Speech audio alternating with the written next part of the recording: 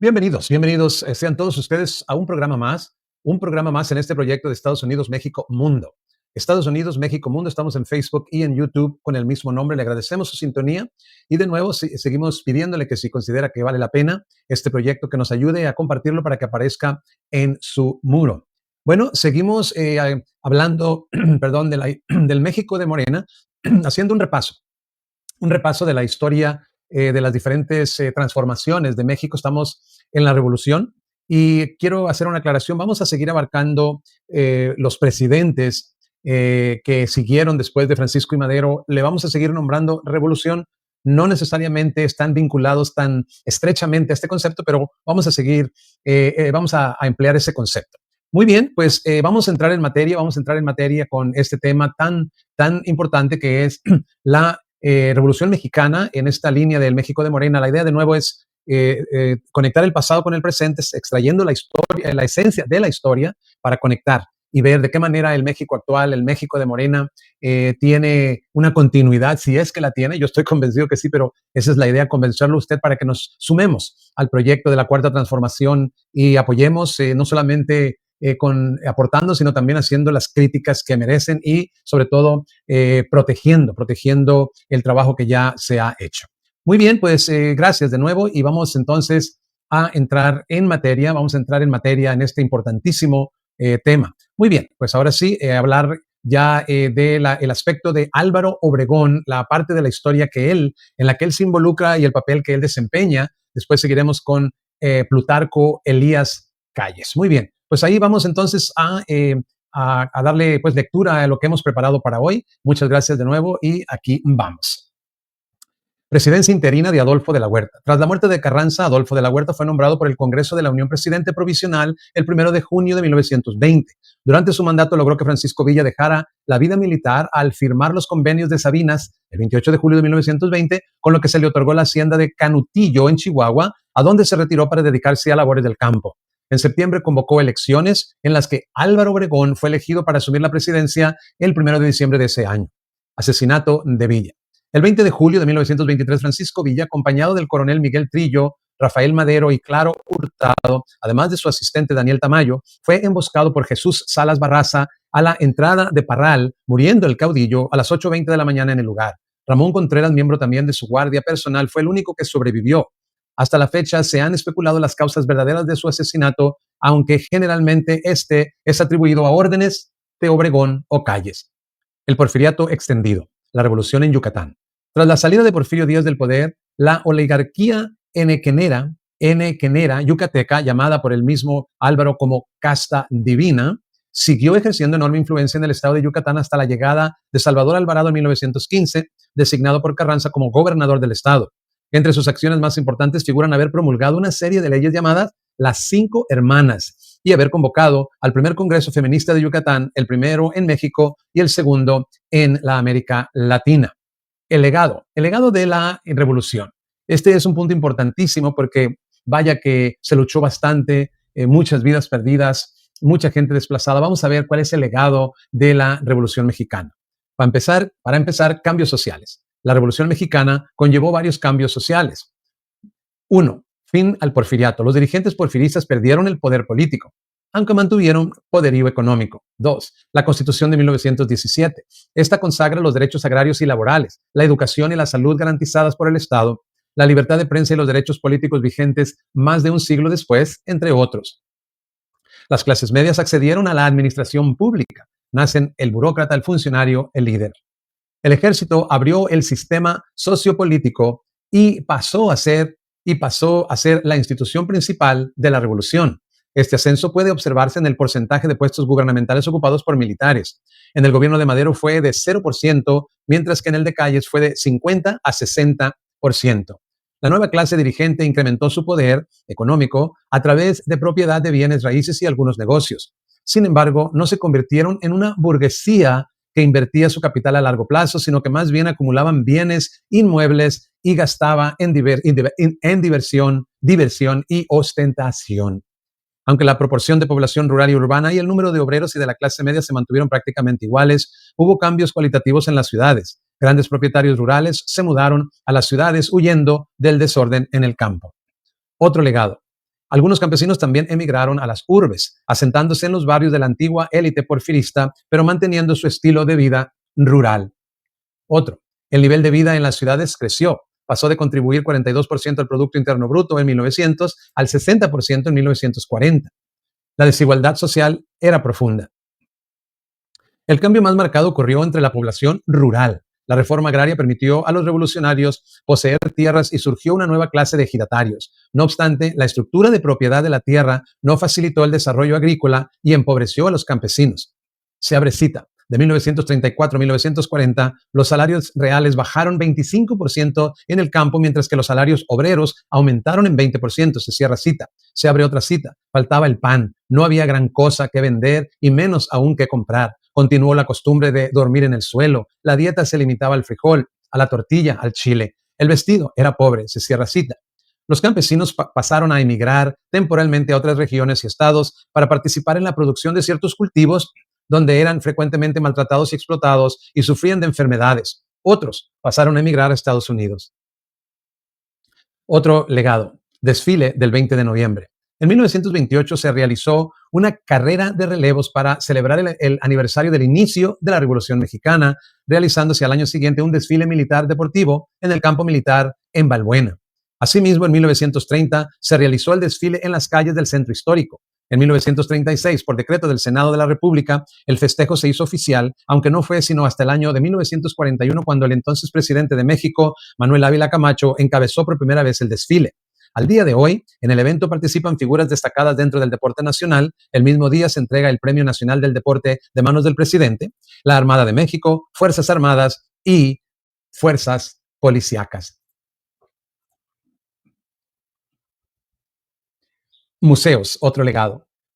Monumento a la Revolución en la Ciudad de México, este es uno. En el monumento se encuentran los restos de Francisco I. Madero, Venustiano Carranza, Francisco Villa, Plutarco Elías Calles y Lázaro Cárdenas. Monumento a los defensores en Tijuana, este dedicado a quienes combatieron a los soldados estadounidenses durante la Revolución y con motivo del centenario del nacimiento de Francisco Villa. Otro museo, Museo Nacional de la Revolución, Museo de la Revolución Mexicana en Puebla, la antigua casa de Aquiles Cerdán. Museo Histórico de la Revolución en Chihuahua. En la antigua casa de Luz Corral, viuda de Francisco Villa, se exhibe, entre otras cosas, el automóvil que manejaba el caudillo el día de su muerte. Otro museo, Museo de la Revolución en Torreón. Este se centra en la vida de Francisco Villa y Francisco I. Madero. Museo de la Revolución en Saltillo, Coahuila. Este se centra en la vida de Francisco I. Madero. Museo Sonora en la Revolución, en Ciudad Obregón, en la casa de Francisco Obregón Tapia, hijo de Álvaro Obregón. Centenario de la Revolución. El 6 de junio del año 2006, mediante decreto del Congreso de la Unión, el año 2010 fue declarado como el año del bicentenario del inicio del Movimiento de Independencia Nacional y del centenario del inicio de la Revolución Mexicana. Y el 29 de octubre de 2007, por acuerdo de la 60ª legislatura o 60 legislatura del Senado de la República, se creó la comisión especial encargada de los festejos del bicentenario de la independencia y del centenario de la Revolución Mexicana, la cual tuvo la finalidad de realizar la difusión de los procesos históricos de la independencia y de la revolución y la organización de eventos conmemorativos hasta el término de los festejos. Restos de los primeros revolucionarios que se levantaron en armas ubicados en el antiguo cementerio en Gómez Palacio, Durango. Dentro de las actividades programadas se encontró la edición de libros, foros, seminarios nacionales e internacionales, campañas publicitarias en medios de comunicación, así como la emisión de programas en radio y televisión, entre otras. Además, para conmemorar ambos eventos, el gobierno federal erigió un monumento conmemorativo llamado Estela de Luz, el cual se ubica en el Paseo de la Reforma. La primera piedra fue colocada por el presidente Felipe Calderón Hinojosa. La Revolución Mexicana en la cultura. Novelas. Estas reproducen este movimiento suscitado entre 1910 y 1917. Mediante cuadros sucesivos o fotografías narrativas de lo acontecido, relatan las experiencias directas de las personas durante el movimiento. Además, cabe añadir que son las que describieron al movimiento armado desde su origen y que estudiaron analíticamente los problemas surgidos de la persecución durante esta. La novela revolucionaria como género comenzó a escribirse en 1928. A continuación, algunas de las obras. Los de abajo de Mariano Azuela, Memorias de Pancho Villa, La sombra del caudillo y El águila y la serpiente de Martín Luis Guzmán, El resplandor de Mauricio Magdaleno, Ulises Criollo y La tormenta de José Vasconcelos, Cartucho, Relatos de la lucha en el norte de México de Nelly Campobello y Revolución, una novela de Arturo Pérez Reverte. Películas. Durante el conflicto armado, muchos cinematógrafos mexicanos siguieron los acontecimientos de la Revolución.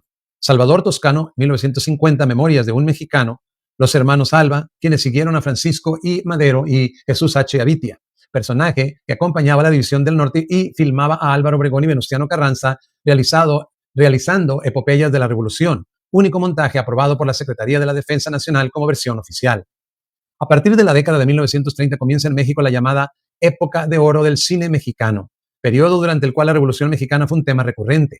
Algunas películas que destacan son Cuando viva Villa es la muerte, 1960, con Pedro Armendáriz en el papel de Pancho Villa; Viva Villa, 1935, con Wallace Berry en el papel de Villa; Vámonos con Pancho Villa, 1935, de Fernando de Fuentes; La Adelita, 1937, de Guillermo Hernández G.; Con los Dorados de Villa, 1939, de Raúl de Anda; Si Adelita se fuera con otro, 1948, de Chano Urueta; Viva Zapata, 1952, con la actuación de Marlon Brando como Zapata; La Escondida, 1955, de Roberto Gabaldón, con la actuación de María Félix; Así era Pancho Villa, 1957, con la actuación de Ismael Rodríguez; Pancho Villa y La Valentina, 1958, con la actuación de Ismael Rodríguez; Cuando viva Villa es la muerte, 1958, con la actuación de Ismael Rodríguez; La Valentina, 1966, de Roberto Rodríguez; La Soldadera, 1966, de José Bolaños y con la actuación de Silvia Pinal; Valentín de la Sierra, 1968, con Antonio Aguilar; Zapata, El sueño del héroe, 2004, de Alfonso Arau. Corridos. Durante la Revolución Mexicana, la forma musical conocida como corrido tuvo un gran auge. Este tipo de composiciones musicales tenían su origen en el antiguo romance español, siendo canciones que narran acontecimientos reales dotados con visiones épicas heroicas con respecto a los protagonistas o los acontecimientos. El corrido constituyó un medio de comunicación popular por medio de los cuales se contaba la vida y obra de héroes como Francisco I. Madero, Emiliano Zapata, Francisco Villa o Felipe Ángeles. Algunos corridos han servido de inspiración de pinturas murales en México. Dos ejemplos son los de Diego Rivera, Las esperanzas de la patria por la rendición de Villa y Muerte de Zapata, los cuales se encuentran en el edificio de la Secretaría de Educación Pública. Algunos: Soy zapatista del estado de Morelos por Marciano Silva; La Adelita, en representación de Adelitas o soldaderas de la Revolución Mexicana.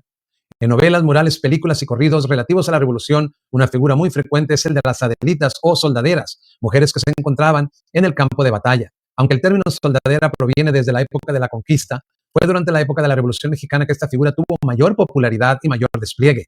Las mujeres tuvieron una participación importante durante este conflicto en los campos de batalla, tanto en el ejército federal como en las diferentes tropas revolucionarias como las de Villa, Zapata y Carranza. Oficialmente, las adelitas no tenían deberes militares, sino más bien domésticos: conseguir alimentos, cocinar y cargar bultos y armas, entre otras cosas. Aunque hubo algunas que combatieron, incluso algunas alcanzaron los grados de coronel, teniente o capitán.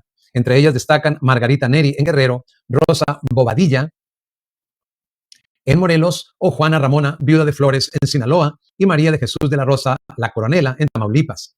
En cuanto al origen del término adelita, para referirse a las soldaderas, Tomasa García, una veterana de la Revolución, comentó en una entrevista en 1979, se abre cita: a todas nos decían adelitas, porque éramos revolucionarias, éramos de tropa, pero la mera adelita era de Ciudad Juárez. La mera adelita, esa, era muy valiente. Se cierra cita.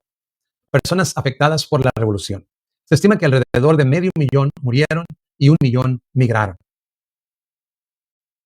Presidencia de Álvaro Obregón. Como repetimos, aquí entramos a hablar de otro presidente importante vinculado a la revolución y seguiremos mencionando los presidentes que siguieron y vamos a manejarlo con el mismo o vinculados a la revolución, tengan o no una conexión directa. Presidencia de Álvaro Obregón, primeros años. Álvaro Obregón Salido nació el 19 de febrero de 1880 en la hacienda de Siquiciba, Navojoa, Sonora. Ese mismo año quedó huérfano de padre, por lo que su madre debió ausentarse del hogar familiar encargando la crianza del niño Álvaro a sus hijas mayores. Después entró en la escuela local, de la que su hermano José era el director. Ahí aprendió las primeras letras y estudió matemáticas, historia y geografía. Pronto incursionó en la poesía, carpintería, música y comercio. Más tarde, hacia fines de 1898, Obregón decidió revivir la antigua prosperidad de su hacienda y comenzó labores de agricultor pero la situación económica agravada por la crisis, sus rudimentarias herramientas, el clima y su escaso capital mermaron las tierras y lo obligaron a regresar a Huatabampo en 1903. Sin embargo, en sus intentos fracasados de convertirse en agricultor, logró conseguir ahorros que le permitieron comprar la quinta Chilla. Ese mismo año conoció a Refugio Urrea, con quien tuvo dos hijos, Humberto y María del Refugio. Además, tuvo dos hijos más, que murieron junto con su esposa en 1907 durante el parto. De nuevo, como hizo su madre con él, Álvaro los encargó a sus hermanas mayores, quienes los criaron. La situación por la que el país atravesaba era de inestabilidad política debido al porfiriato. Obregón, ante la guerra civil desatada en el país, decidió mantener una situación de indiferencia a pesar de que sentía simpatía hacia el gobierno de Porfirio Díaz. Inicios en la política. Tras caer el gobierno de Díaz y llegar los ímpetus revolucionarios a Sonora, José Obregón, hermano de Álvaro, fue nombrado alcalde interino de Huatabampo en junio de 1911. Una vez que se publicó la convocatoria para elecciones de alcalde constitucional, Álvaro Obregón resolvió presentarse como candidato. Durante el mandato de su hermano, Obregón desempeñó funciones administrativas que le permitieron rozarse con un gran número de gente y comenzó así su carrera política. Además, contaba con el apoyo de los jefes de la tribu Yaqui, con quienes Obregón siempre mantuvo una relación de cordialidad y fueron clave en su desarrollo político. Se dice que se alió con Chito, el gobernador Yaqui, que movilizó a muchos de sus indios a votar por Obregón en las elecciones de septiembre. Pese al apoyo de los yaquis, la elección fue reñida y Obregón fue elegido alcalde por un estrecho margen de votos, lo que ocasionó las protestas e impugnaciones de sus rivales. No obstante, entró en funciones a partir del mes de noviembre. José María Maytorena, gobernador de Sonora y partidario de Madero, comenzó la campaña de reclutamiento de soldados para combatir a Pascual Orozco, que se levantó en armas contra el gobierno maderista. Obregón, que se había mostrado con indiferencia en el movimiento de 1910, esta vez decidió pelear para defender al gobierno, organizó una brigada de soldados, se unió a Benjamín Gil, su pariente, y salió a luchar contra Orozco. En abril de 1912 quedó conformado el 4º Batallón de Infantería con 60 hombres de caballería y 52 de infantería, sumando un total 112 hombres. A diferencia de la gran mayoría de cuerpos revolucionarios, Obregón pagaba personalmente a sus soldados, por lo cual se evitaba la leva, muchas veces pagando incluso de su propio dinero, pero más tarde el gobierno estatal se hizo cargo de los haberes. Orozco había sido perseguido por las fuerzas federales de Victoriano Huerta y se internó en el territorio estatal. Sanguinés, su jefe militar, ordenó a Obregón detener a contingentes orozquistas que pretendían atacar Guaymas. A pesar de la superioridad numérica del enemigo, Obregón supo atacar a las fuerzas rebeldes y detenerlas, causando así serias bajas al ejército sublevado. Regresó al cuartel general de Sanguinés cargado de armas y pertrechos, con lo que ganó ascensos en el escalafón militar. Tras este triunfo, marchó a Hermosillo y Agua Prieta, donde logró detener una vez más a Orozco, que pretendía apoderarse de la frontera. En Agua Prieta conoció a quien sería uno de sus más allegados colaboradores, Plutarco Elías Calles. Cuando Orozco fue derrotado, Obregón decidió renunciar al mando de las tropas federales y regresó a su hacienda de Huatabampo en septiembre de 1912, el movimiento contra Victoriano Huerta. Victoriano Huerta era un antiguo militar fiel al gobierno de Porfirio Díaz. Pero al caer este mostró su lealtad a Madero luchando contra Orozco. Al producirse la decena trágica, Huerta pactó a través del embajador de Estados Unidos, Henry Lane Wilson, con los sublevados en contra de Madero, Manuel Mondragón y Félix Díaz. Huerta hizo renunciar al presidente Madero y más tarde al vicepresidente José María Pino Suárez. Como sustituto fue nombrado Pedro Lascurain, que renunció a los pocos minutos para dejar en su puesto a Huerta el 19 de febrero de 1913. En el norte del país, principalmente, las reacciones no se hicieron esperar. José María Maytorena, gobernador de Sonora, pidió licencia al Congreso Estatal para ausentarse indefinidamente e ir a combatir al gobierno de Huerta, aunque en realidad ese solo fue el pretexto y de acuerdo con el libro de Obregón, se abre cita, 8,000 kilómetros en campaña se cierra. Maytorena huyó hacia Estados Unidos tomando previamente dinero de las arcas estatales en concepto de indemnización alentada por sueldos de 6 meses para él y su grupo de gente con la que huyó, y en su lugar fue nombrado interino Ignacio L. Pesqueira, quien también desconoció al gobierno federal. El 26 de marzo, el gobernador de Coahuila, Venustiano Carranza, proclamó el Plan de Guadalupe, oficializando así la lucha contra Huerta. Pesqueira, conocido de Obregón, lo nombró jefe militar de Hermosillo, debido a que fue su subordinado, debido a que fue su subordinado en la campaña contra Orozco. Tras un desfile organizado para marchar sobre los huertistas, Obregón salió al combate. Poco más de 500 soldados conformaban el cuarto batallón: Esteban Vaca Calderón, Arnulfo R. Gómez y Manuel M. Domingos, entre otros. El mismo día de la proclamación del Plan de Guadalupe, 8 de marzo, cayó en manos de las fuerzas constitucionalistas la ciudad y puerto de Veracruz, estratégica para el comercio federal. Después, el objetivo principal de Hermosillo era Cananea, importante ciudad minera. Para esta empresa necesitaba el apoyo de Salvador Alvarado, quien acababa de pactar con los yaquis y le proporcionó las fuerzas militares necesarias para el ataque. Sin embargo, Carranza nombró a Obregón jefe militar de Sonora, pero Alvarado se negó a reconocerlo y en cambio pactó con el general Moreno, comandante de Cananea, y este acordó entregarle la plaza. Pesqueira ordenó a Obregón hacer caso omiso del pacto y atacar Cananea, lo que hizo con éxito. Para finales de marzo, la mayoría de las ciudades importantes del estado de Sonora cayeron en manos del ejército constitucionalista. Victoriano Huerta. En abril, el siguiente paso de la guerra era tomar Naco, pero las rencillas entre los jefes y constitucionalistas y las maniobras de defensa emprendidas por Pedro Ojeda retrasaron alrededor de 15 días la toma de la ciudad. Obregón ideó que un vagón de ferrocarril pasara e hiciera estallar las trincheras federales. Pero este plan fracasó, logrando que muchos de los soldados se pusieran en contra de Obregón e incluso intentaran fusilarlo. Un grupo de su escolta le defendió, salvándole así la vida. Finalmente, el 12 de abril por la noche, tras una encarnizada batalla, Álvaro Obregón tomó Naco. Guaymas había vuelto a caer en manos del gobierno federal de Huerta, por lo que la siguiente campaña de Obregón estuvo encaminada a recuperar tal ciudad. Los jefes federales de Guaymas eran Medina, Barrón y Gil, quienes ordenaron 3 buques para la defensa de la ciudad. En la campaña, Obregón enfrentó a los federales en 2 ocasiones. El primer encuentro bélico fue en mayo de 1913 en la población de Santa Rosa, cuando los federales intentaron emboscar a Obregón, alentados por la llegada de sus refuerzos. Obregón pudo derrotarlos haciéndoles salir de su refugio y al triunfar fue condecorado como brigadier por Carranza.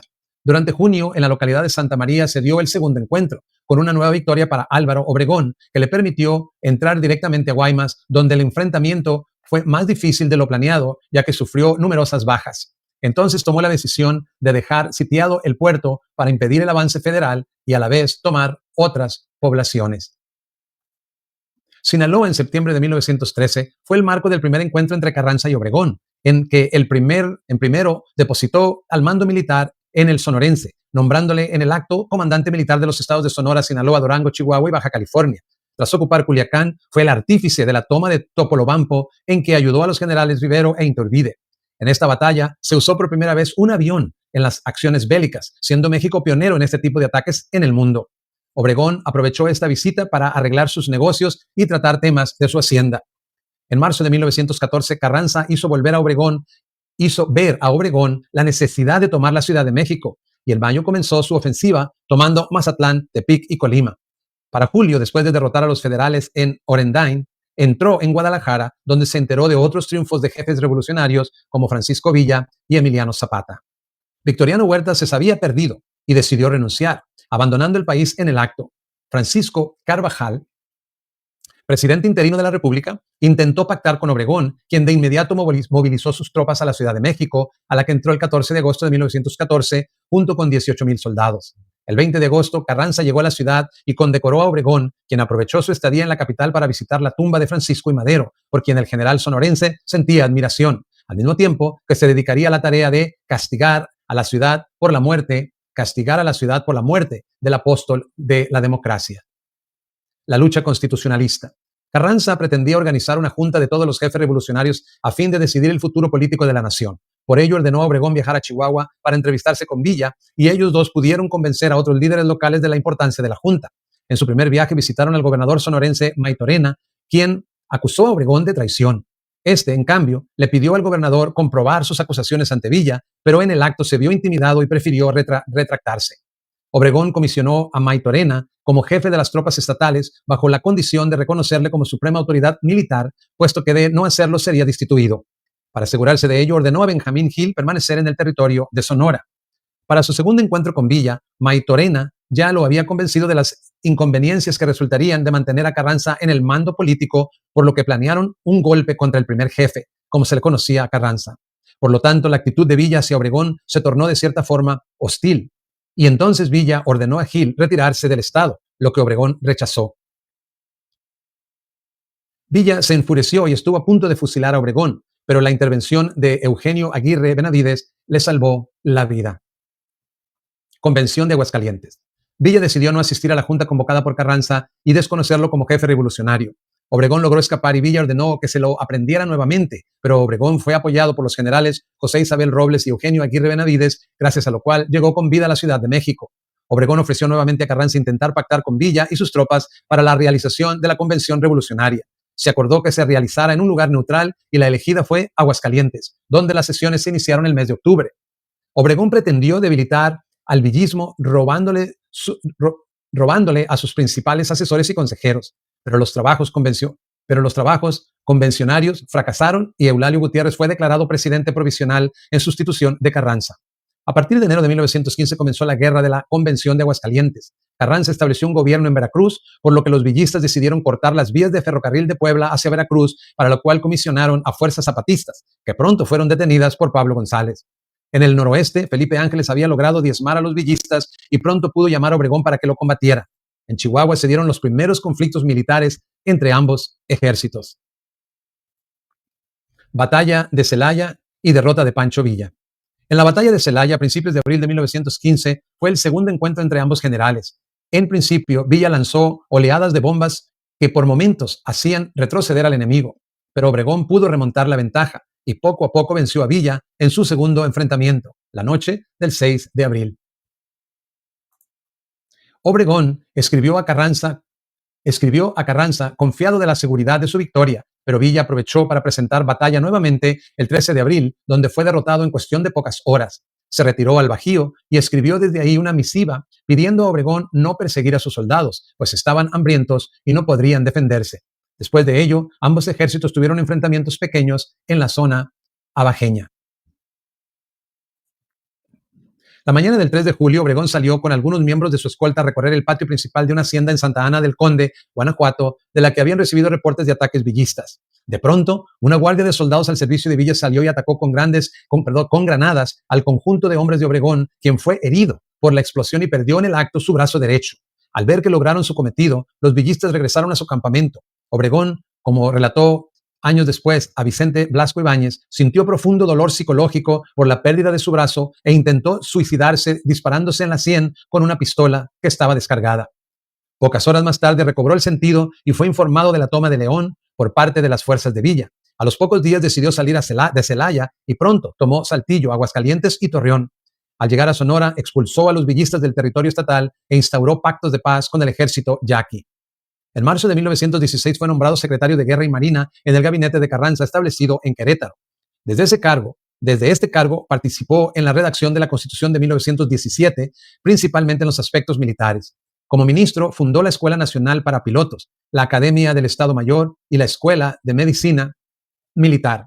Tras establecer el nuevo gobierno en la Ciudad de México, el 5 de febrero de 1917, Obregón siguió en su puesto, pero renunció el 30 de abril, esperando retirarse a la vida privada como agricultor. El plan de Agua Prieta. Con objeto de neutralizar a Obregón, el presidente Carranza impuso como candidato al desconocido diplomático Ignacio Bonillas. Para principios de 1919, Carranza tomó como tarea principal la de pacificar el país. Su primer objetivo fue el caudillo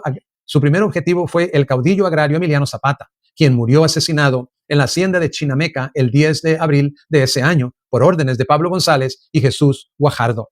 Obregón protestó por el asesinato de Zapata, pero Carranza adivinaba desde entonces sus aspiraciones presidenciales, por lo que se dio a la tarea de desmembrar cuanto antes a los grupos obregonistas de la Cámara de Diputados en la 28 legislatura. El 1 de junio, Obregón lanzó oficialmente su candidatura desde Nogales, Sonora, mediante un manifiesto a la nación. En su primer discurso oficial, habló de la necesidad de un gobierno encabezado por hombres de corrientes liberales. Como afirmó a Plutarco Elías Calles, realmente no tenía competencia. Pablo González, su único rival, había pactado con Obregón. Pero Carranza lanzó la candidatura del embajador mexicano en Washington, Ignacio Bonillas, poco conocido en México, y pronto fue apodado Flor de Té. Carranza deseaba una sociedad gobernada por civiles y por eso lanzó a Bonillas como candidato. Campaña política. Aunque su campaña política había comenzado desde el otoño de 1919, fue hasta enero de 1920 cuando inició su gira política. No tenía aún un partido con el cual pudiera ser representado en las elecciones, pero en marzo el presidente del Partido Laborista Mexicano, Luis N. Morones, le ofreció enarbolar el estandarte de su organización, Obregón aceptó. El 28 de marzo, mientras daba un discurso en Tampico, integrantes del Ejército Federal irrumpieron para agredir y golpear a varios de sus simpatizantes. Pocos días después, fue citado a comparecer en la Ciudad de México en un caso de conspiración, por lo que tuvo que interrumpir su campaña, realizando su último acto proselitista en la ciudad de Monterrey el 4 de abril. Una vez en la capital, se presentó en la prisión militar de Santiago Tlatelolco para comparecer, ya que el general Roberto Cejudo fue acusado de conspirar y delató a Obregón. En la primera sesión del juicio, el 11 de abril, Obregón fue acusado de traición al gobierno y de conspirar en contra de Carranza. Juan Barragán, jefe del Estado Mayor de Carranza y amigo de Obregón, le sugirió escapar antes de que fuera prendido. Por esos días fue removido como gobernador de Sonora Adolfo de la Huerta, otro amigo de Obregón, en quien aumentaron las sospechas de una conspiración en su contra para evitar que fuera candidato. La madrugada de abril 22, con un disfraz de ferrocarrilero que le proporcionó Alessio Robles, Obregón escapó a la ciudad de Iguala, estado de Guerrero. Fortunato Maicote, antiguo subordinado suyo en la campaña contra Villa, le informó que en Sonora Adolfo de la Huerta y Plutarco Elías Calles habían proclamado el plan de Agua Prieta, candidato a la presidencia. Al aceptar que figurara mi nombre como candidato a la presidencia de la República, en manifiesto lanza a la nación desde la Villa de Nogales, Sonora, el 1 de junio de 1919, lo hice con la certeza de que la lucha política se desarrollaría con absoluto apego a la ley y que el actual primer mandatario de la nación, que acaudilló la sangrienta revolución de 1913, continuación de la que iniciara en 1910 el apóstol de la democracia, don Francisco I. Madero, que tuvo por principio básico la libertad del sufragio, velaría porque en la lucha política las autoridades todas del país observaran la más estricta neutralidad para que el pueblo todo de la República pudiera de la manera más libre y espontánea elegir a sus mandatarios. Asesinato del presidente Venustiano Carranza. Carranza se vio solo en la guerra civil que se había desatado a raíz del plan de Agua Prieta, por lo que decidió seguir adelante con sus tropas hasta Veracruz, tal como lo hizo en 1914. La mayor parte de su gabinete, a excepción de Luis Cabrera y Manuel Aguirre Berlanga, renunció. En el intento de llegar a Puebla, Carranza fue atacado por las tropas de Jesús Guajardo, lo que obligó a la comitiva carrancista a internarse en la Sierra Poblana, donde Rodolfo Herrero les ofreció ayuda. El 21 de mayo, Herrero, que en realidad era un soldado aguaprietista, asesinó a Carranza por órdenes de Plutarco Elías Calles, uno de los principales jefes de la revolución de Agua Prieta. En el poblado de Tlaxcalatongo, Puebla, donde descansaba el presidente Carranza, en un jacal, fue acribillado. Adolfo de la Huerta, presidente interino. El Congreso nombró a Adolfo de la Huerta presidente interino de la República. Durante los 6 meses que estuvo en el cargo, 1 de junio al 30 de noviembre de 1920, logró la pacificación del país, hacer que Villa depusiera las armas y aprender a Félix Díaz, quien se encontraba levantado desde 1914. Así, el 5 de septiembre, Obregón fue elegido presidente. Presidencia de la República 1920-1924. Álvaro Obregón tomó posesión como presidente constitucional de México a la medianoche del 1 de diciembre de 1920. Durante su mandato intentó concluir el proceso de pacificación nacional que inició Adolfo de la Huerta y comenzó la repartición de tierras a los campesinos del Estado de México y Morelos como parte de su proyecto de reforma social. Educación, José Vasconcelos. José Vasconcelos era un intelectual mexicano que fue ministro de Instrucción Pública en el gobierno de Roque González Garza, presidente convencionista. Al triunfar Carranza en la Guerra Civil, se exilió en Idaho, Estados Unidos, pero volvió en 1920 para dirigir la Universidad Nacional. Obregón decidió restituir el antiguo Ministerio de Instrucción Pública, que fue suprimido por Carranza en 1918, y esta nueva institución renació con el nombre de Secretaría de Educación Pública, dirigida por Vasconcelos y creada en 1921. Desde esta plaza, Vasconcelos efectuó su plan de fundación de escuelas rurales, formación de nuevos maestros y edición de clásicos de la literatura, como La Divina Comedia y otras obras de autores como Platón.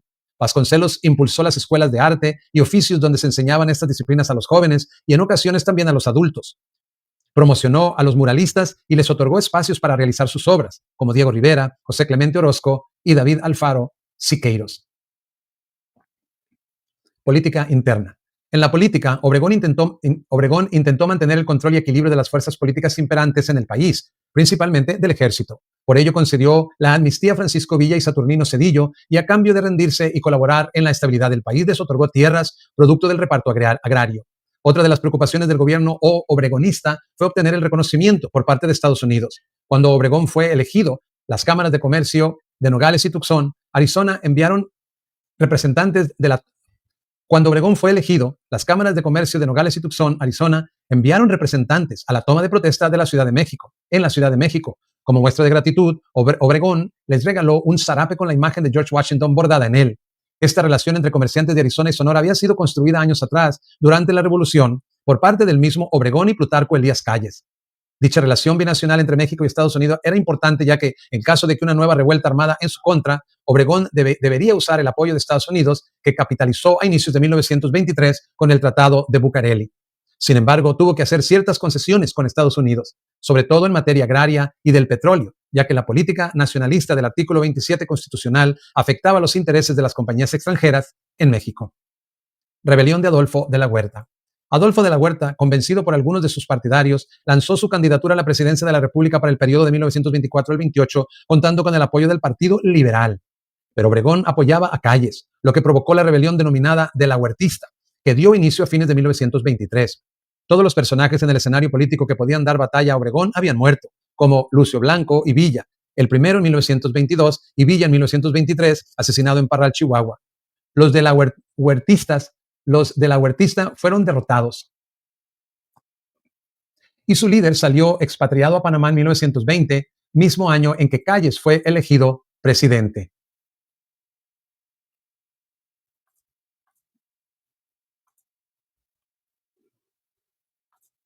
Vida privada. Al entrar Calles a la presidencia, Obregón se retiró a las labores del campo, aprovechó los créditos otorgados por el Banco Agrícola para desarrollar sus plantaciones y así cosechó garbanzo, trigo y algodón. Inició un negocio de combustible para autos, una novedad en el país, por lo que solía frecuentar las principales ciudades de Estados Unidos como Chicago y Los Ángeles. Mantuvo entrevistas con miembros del gobierno callista y varias veces visitó al mismo presidente en la capital. Durante el mandato de Calles, los conflictos religiosos creados por la aplicación radical de algunos de los artículos constitucionales produjo que el episcopado mexicano, apoyado por el Papa Pío XI, ordenara el cierre de los templos católicos del país, ocasionando así que una parte de la feligresía católica del país se lanzara a las armas exigiendo la renuncia del presidente Calles y la derogación de la Constitución de 1917. Se iniciaba la persecución religiosa en México. Reelección. Es en este contexto que Álvaro Obregón, retirado de la vida política en la cual seguía teniendo gran peso, decide lanzar su candidatura a la reelección. Calles había intentado desmembrar al ejército y a las organizaciones campesinas, con la que la figura de Obregón cobró aún más fuerza. En enero de 1927, la Constitución mexicana sufrió una reforma para permitir la reelección, con lo que Obregón ganaba la candidatura de su partido, principalmente en el terreno de los agraristas. Desde que anunció su intención de ser reelegido como presidente de México en 1928, Morones se declaró abiertamente en contra de él, siendo una de las figuras políticas más importantes que se oponían a que tuviera un segundo mandato. Obregón, poco antes de llegar a México, fue objeto de un intento de asesinato por un grupo de indígenas yaquis. Oposición detenida y fusilada. Pero la creciente oposición de la clase militar comenzó a ser representada por los generales Arnulfo R. Gómez y Francisco R. Serrano, ambos candidatos a la presidencia. Serrano era amigo de Obregón y peleó junto a él en las guerras contra Villa, y por influencia del sonorense llegó a la jefatura del Distrito Federal. Gómez era el más activo de ambos candidatos y planeó, junto a Serrano, detener y ejecutar a Obregón, Calles y Joaquín Amaro, secretario de Guerra. El 3 de octubre, el día de cumpleaños de Serrano, se planeaba que los 3 militares fueran aprehendidos, pero el general de división Eugenio Martínez denunció a este y a sus seguidores ante las fuerzas federales que, comandadas por el general Claudio Fox, detuvieron a Serrano y a sus partidarios en Cuernavaca la mañana del 4 de octubre. Esa noche fueron sacados de la ciudad con el pretexto de llevarlos a encarcelar a Querétaro, pero al llegar a Huitzilac fueron ejecutados. Arnulfo R. Gómez, mientras tanto, intentó armar una revuelta en Veracruz, combatiendo con los gobernistas en el municipio de Ayahualulco, pero cansado y debilitado, fue aprehendido y fusilado el 4 de noviembre. Tras estos intentos de guerra civil, Obregón viajó a la capital, donde al ir a una corrida de toros fue atacado con una bomba lanzada por militares cristeros, habiendo salido ileso. Más tarde se descubrió un complot para asesinar al caudillo. El 5 de julio de 1928, pocos días después de ser proclamado presidente del periodo 1928-1934, el periodo presidencial había sido extendido a 6 años mediante las reformas constitucionales de 1927, Obregón llegó acompañado de su comitiva a la capital de la República y en un tren custodiado por varios hombres. Asesinato de Álvaro Obregón. Entre la clase política se había difundido el rumor de un posible asesinato de Obregón, pero el presidente electo hizo caso omiso de las advertencias. La mañana del 17 de julio salió a comer invitado por los diputados del estado de Guanajuato en el restaurante La Bombilla, ubicado en San Ángel. José de León Toral acudió al lugar tras varios días de espiar a Obregón y aprovechó sus habilidades de dibujante para acercarse a los políticos. Hizo un dibujo a varios diputados y finalmente llegó a Obregón, a quien también retrató. Cuando todos los comensales se descuidaron, Toral sacó su pistola y lanzó 6 disparos a Álvaro Obregón, quien cayó muerto al instante. El asesino fue rápidamente detenido y algunos policías intentaron matarle, pero el diputado Ricardo Topete le salvó, arguyendo su importancia para establecer el crimen.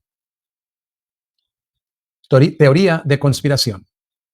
Se conspira que el cuerpo de Obregón presentaba orificios de bala de diferentes calibres, lo que hace suponer que más de una persona disparó y que lo más fácil fue culpar a Toral. Según fue ocultada esa información por el general Plutarco Elías Calles, entonces presidente de México. Obregón tenía muchos enemigos políticos. Su muerte permitió a Calles consolidar su poder, extendiendo su dominio por 6 años más, en lo que se llamó el Maximato. Pues así es como llegamos al final de este programa.